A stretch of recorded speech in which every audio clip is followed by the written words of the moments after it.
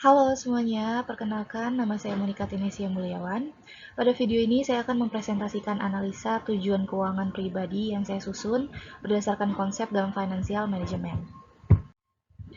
Oke, langkah pertama dalam perencanaan keuangan adalah memahami profil risiko investor. Kenapa?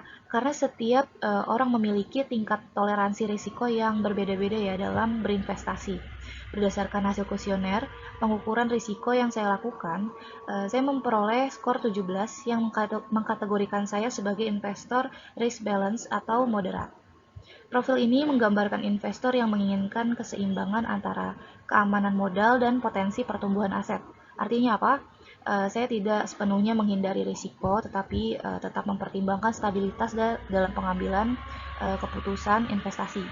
Berdasarkan profil tersebut, strategi yang saya gunakan dalam perencanaan ini adalah membagi investasi berdasarkan horizon waktu, yaitu tujuan jangka pendek, menengah, dan juga jangka panjang. Dengan pendekatan ini, pemilihan instrumen investasi dapat disesuaikan dengan tingkat risiko dan kebutuhan dana pada masing-masing periode. Oke, tujuan keuangan jangka pendek dan juga menengah. Untuk tujuan keuangan jangka pendek, saya memiliki target untuk menyiapkan dana pembayaran untuk biaya kuliah dalam waktu 12 bulan kurang lebih. Dengan kebutuhan dana sekitar 19.900.000 rupiah.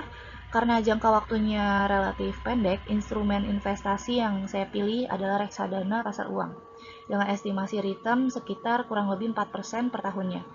Instrumen ini dipilih karena memiliki resiko yang relatif rendah, likuiditas yang tinggi, serta stabilitas nilai yang lebih baik, sehingga cocok untuk kebutuhan keuangan yang akan digunakan dalam waktu dekat. Berdasarkan perhitungan menggunakan konsep future value of annuity, jumlah investasi yang perlu dilakukan untuk mencapai target tersebut adalah sekitar 1.620.000 per bulan selama 1 tahun. Selanjutnya, untuk tujuan jangka menengah, saya memiliki rencana untuk perjalanan wisata keluarga ke luar negeri dengan waktu 3 tahun dengan estimasi biaya sekitar mungkin 60 juta rupiah.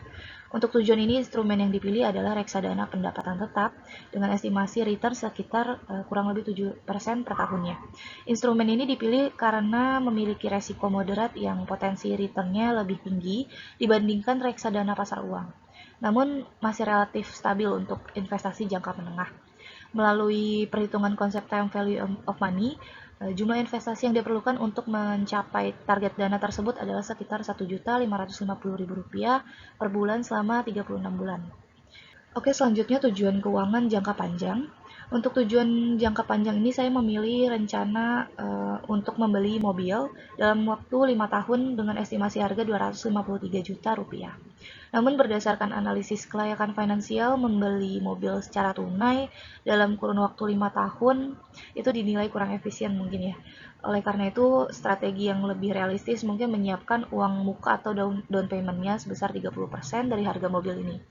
Target dana yang diperlukan untuk dipersiapkan itu sekitar Rp75.900.000. Karena horizon waktunya cukup panjang, instrumen investasi yang dipilih ini adalah reksadana saham dengan estimasi return sekitar 11% per tahunnya. Instrumen ini dipilih karena memiliki potensi pertumbuhan yang lebih tinggi dan juga fluktuasi jangka pendek yang masih dapat ditoleransi sesuai dengan profil risiko yang saya punya yaitu moderat. Berdasarkan perhitungan investasi berkala, menggunakan konsep future value, kebutuhan investasi untuk mencapai target tersebut adalah sekitar Rp950.000 per bulan selama 60 bulan.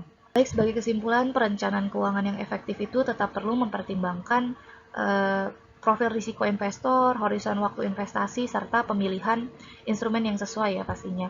Berdasarkan hasil analisis, saya termaksud dalam kategori risk balance, sehingga strategi yang digunakan adalah diversifikasi investasi berdasarkan jangka waktu tujuan keuangan. Kebutuhan jangka pendek ditempatkan pada instrumen dengan resiko yang rendah, kebutuhan jangka menengah menggunakan instrumen dengan resiko moderat, dan kebutuhan jangka panjang menggunakan instrumen dengan potensi pertumbuhan yang lebih tinggi. Melalui strategi ini, setiap tujuan keuangan dapat dicapai secara lebih sistematis, realistis, dan juga terukur selama investasi dilakukan secara konsisten dan juga disiplin. Baik, sekian penjelasan analisis tujuan keuangan pribadi dari saya. Terima kasih.